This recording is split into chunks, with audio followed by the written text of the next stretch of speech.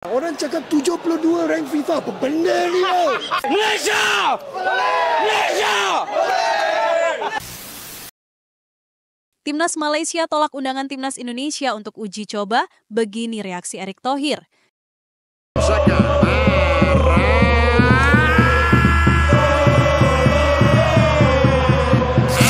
Dalam dunia sepak bola Asia Tenggara, tak banyak yang bisa menandingi intensitas rivalitas antara Indonesia dan Malaysia.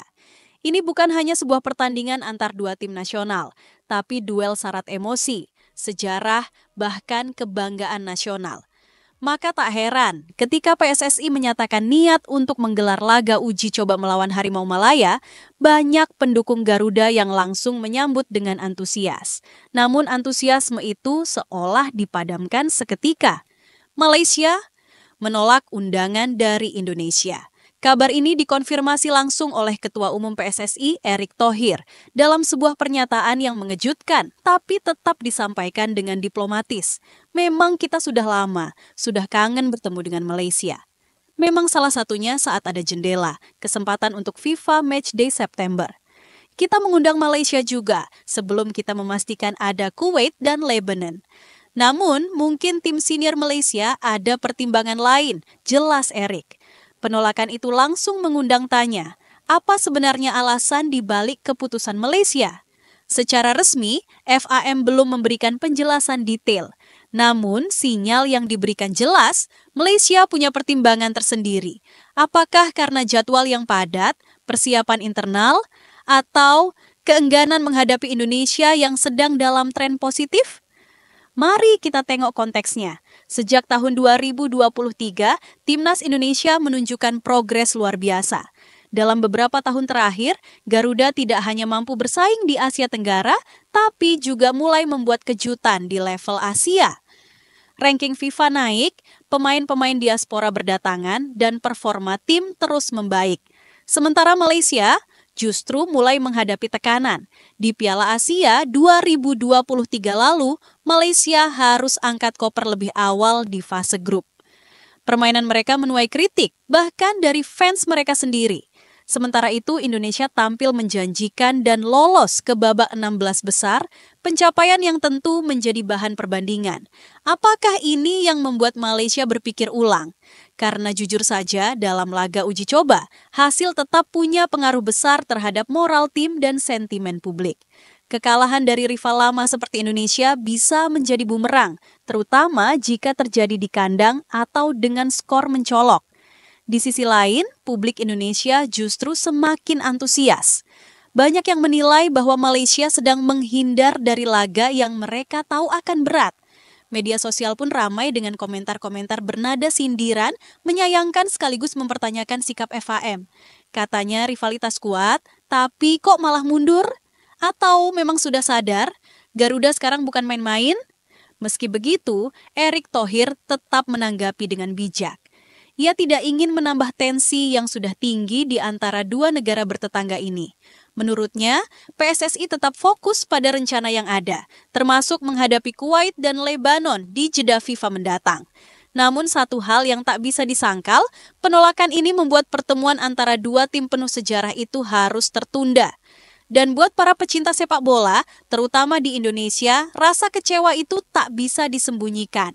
Karena setiap kali Indonesia dan Malaysia bertemu, stadion selalu penuh, atmosfer selalu membara, dan setiap detik pertandingan terasa seperti partai final.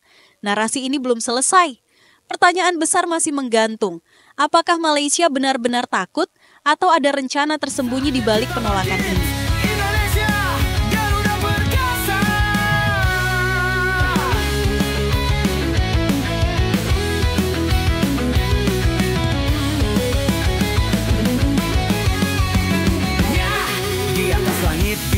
Kita terbang tinggi, Garuda berkibar penuh semangat hidup ini. Kita tak pernah mundur, tak kenal lelah. Indonesia, tanah yang penuh dengan cerita besar. Tapi takdir berkata lain. Meskipun timnas senior Malaysia menolak undangan uji coba dari Indonesia, jalan lain mempertemukan kembali dua negara serumpun ini dalam arena yang berbeda, Piala AFF U23. Ya, bukan di level senior, Tapi justru di level usia muda, Timnas U23 Indonesia dan Malaysia tergabung dalam satu grup yang sama. Tak ada lagi ruang untuk menghindar. Karena bagaimanapun, di atas lapangan, undangan bisa ditolak, tapi hasil undian tak bisa dilawan. Seketika, atensi pecinta sepak bola kembali tertuju ke laga klasik ini. Mungkin tidak seheboh pertemuan tim senior, tapi jangan salah. Duel antara Timnas U23 Indonesia dan Malaysia justru menyimpan intensitas yang bahkan lebih panas. Jiwa muda, ambisi tinggi, dan semangat membuktikan diri, semuanya menyatu dalam satu arena. Inilah level di mana rivalitas seringkali menjadi lebih mentah, lebih keras, dan lebih berani. Apalagi Indonesia menjadi tuan rumah dalam ajang ini. Dukungan supporter dipastikan membanjiri stadion. Teror nyanyian, kibaran merah putih, hingga atmosfer stadion yang membakar semangat akan menjadi kekuatan tambahan bagi Garuda Muda. Dan ini bukan cuma sekedar pertandingan, tapi panggung pembuktian bagi generasi penerus. Bagi Malaysia, pertandingan ini akan menjadi ujian mental. Di hadapan publik Indonesia yang begitu militan, para pemain muda Harimau Malaya harus bermain dengan tekanan berlapis, bukan hanya dari lawan, tapi dari atmosfer yang menghimpit sejak peluit awal berbunyi.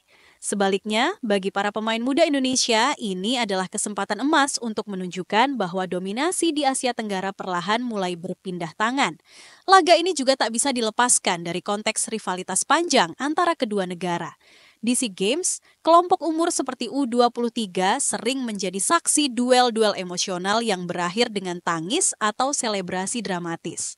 Bahkan banyak yang menyebut tensi rivalitas Indonesia-Malaysia paling terasa justru di level kelompok umur, karena para pemain masih sangat terpengaruh oleh nasionalisme yang mentah dan ambisi pribadi yang menggebu-gebu. Disinilah terkadang emosi tak terkendali, tackle keras tak terhindarkan, bahkan drama di luar lapangan bisa menyulut situasi. Hal inilah yang membuat pertandingan antara Timnas U23 Indonesia dan Malaysia selalu menjadi magnet meskipun hanya di level regional. Laga ini juga menjadi simbol lain dari pertarungan kebijakan. Indonesia dengan proyek naturalisasi dan modernisasi sistem kepelatihan menunjukkan arah pembangunan sepak bola yang ambisius. Sementara Malaysia masih dalam proses mencari identitas permainan yang solid di tengah tekanan supporter dan stagnasi prestasi.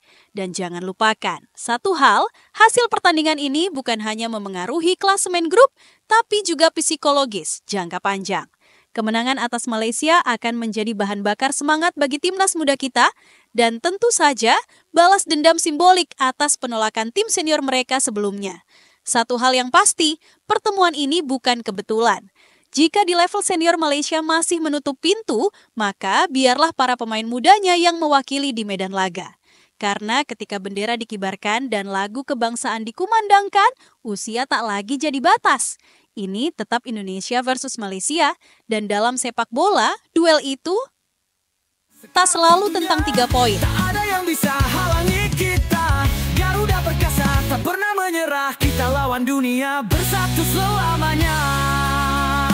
Garuda perkasa terbang menembus angkasa. Dengan kekuatan hati kita takkan tergoyahkan. Dari Sabang ke Merauke, satu tekad satu jiwa. Indonesia juara, kita kan terus berlari.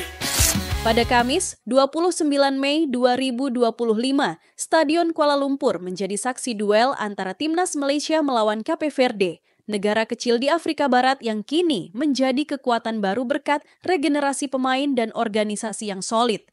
Uniknya, Cape Verde kini diperkuat oleh sosok yang tidak asing di mata fans Indonesia, Yuran Fernandes, bek andalan PSM Makassar. Pada kesempatan tersebut, Cape Verde berhasil mencetak gol cepat saat pertandingan baru berjalan 8 menit. Namun, Malaysia tak menyerah. Di bawah arahan pelatih anyar Peter Klamovski, tim tuan rumah bangkit di babak kedua. Kerja keras mereka akhirnya terbayar pada menit ke-79 saat gol penyama kedudukan tercipta. Skor akhir 1-1. Pelatih Klamovski tak menutup rasa puasnya. Saya bangga dengan semangat juang para pemain. Mereka tampil disiplin dan tidak menyerah meski tertinggal lebih dulu. Ini modal bagus untuk laga-laga ke depan. Sayangnya, dari sisi peringkat FIFA, hasil itu belum cukup untuk membawa perubahan. Malaysia tetap berada di bawah Indonesia. Cape Verde yang duduk di peringkat 72 dunia bahkan tetap unggul meski kehilangan 1 poin dari hasil imbang ini. Sementara itu, timnas Indonesia tetap nyaman di peringkat ke-123 dunia dengan raihan 1.142 poin, unggul 19 poin dari Malaysia yang masih belum mampu menyusul. Bagi Indonesia, ini adalah keuntungan diam-diam. Tanpa harus menggelar laga uji coba di pekan yang sama, posisi mereka tetap aman. Ranking stabil dan fokus bisa diarahkan sepenuhnya ke dua laga besar. China dan Jepang menanti di kualifikasi Piala Dunia 2026. Dua laga yang bukan sekedar penentu nasib Garuda, tapi juga bisa menjadi momen monumental dalam sejarah sepak bola nasional. Sementara Malaysia masih harus menghadapi Vietnam dalam kualifikasi Piala Asia 2027. Sebuah laga hidup mati bagi Harimau Malaya yang saat ini masih mencari ritme baru di bawah pelatih asing mereka. Menariknya, meskipun Malaysia terlihat aktif dan progresif dengan laga internasional, tetap saja publik sepak bola Indonesia tak lupa undangan kami pernah mereka tolak. Kalau kamu suka dengan pembahasan seperti ini, jangan lupa like videonya, tulis pendapatmu di kolom komentar. Apakah Malaysia memang menghindar atau sekedar realistis? Dan tentu saja, subscribe channel ini biar kamu nggak ketinggalan update terbaru seputar timnas Indonesia dan rival-rivalnya. Sampai jumpa di video berikutnya.